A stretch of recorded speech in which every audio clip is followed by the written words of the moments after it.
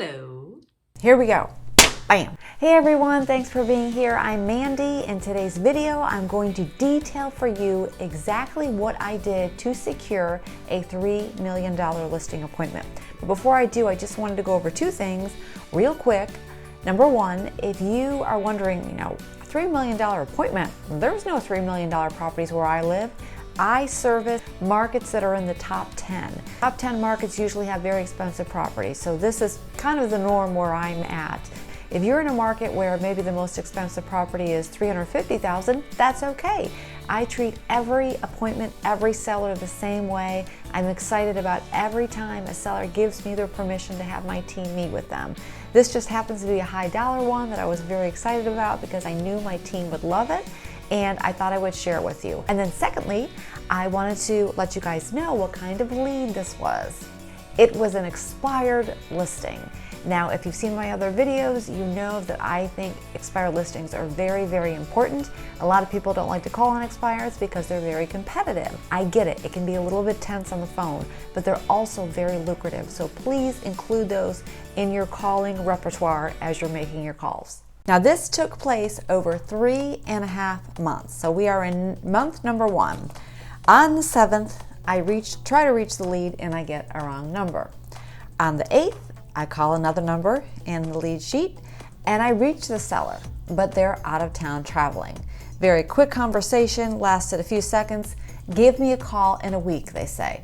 6 days later, I call the lead again and we have a good chat and I get their email address and I say, let me email you some information about our team.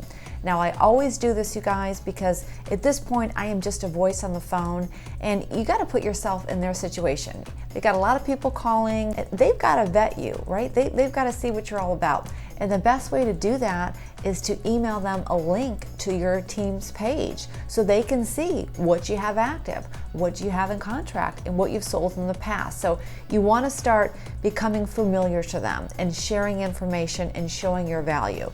Okay, so that was on the 14th that I got the email address. I went ahead and sent the email, and then on the 21st, I called again, and the seller picked up again, which is great. They confirmed that they did receive the email, they were sharing it with their spouse, and they told me to follow up in a month's time because they'll be ready to list then. I said, great. So a month is gonna go by between the time I'm talking to them here on the 21st of the first month I'm calling them, and then the next month. And I don't know that I want to leave them alone for a month's time, so I emailed them some market data. This is 2 weeks after the last conversation, just to kind of stay top of mind and let them know what's happening in the market, showing that I'm useful, showing our value as a team. The 11th of month number 2, I left a voicemail, to which I received back a text, one of those generic texts, can I call you back later? So then I start analyzing. Did the lead type that up or was it generic? Why does it even matter? But now I'm getting in my head, I'm getting a little bit analytical. Then all of a sudden, it's crickets.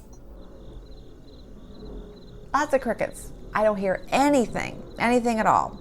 They never call back, so I don't know what to think at this point.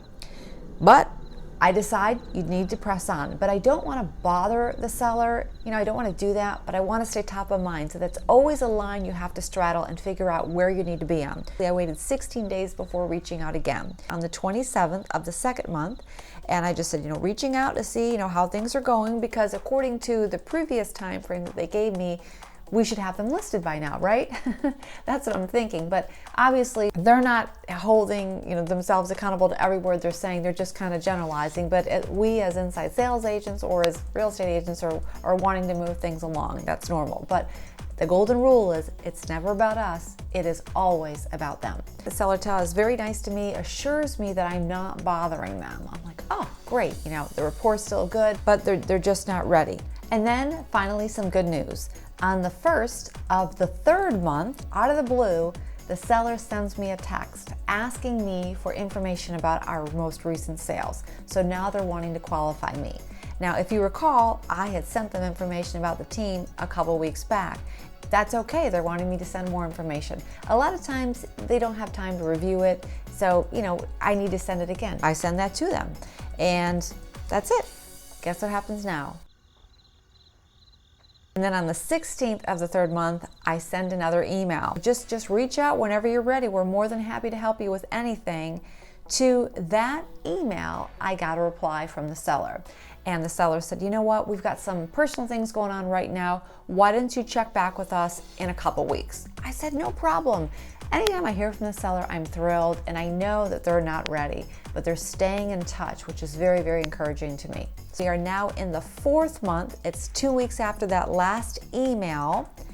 I get a text asking us to meet on a certain day. What time is good for us? And the appointment is scheduled.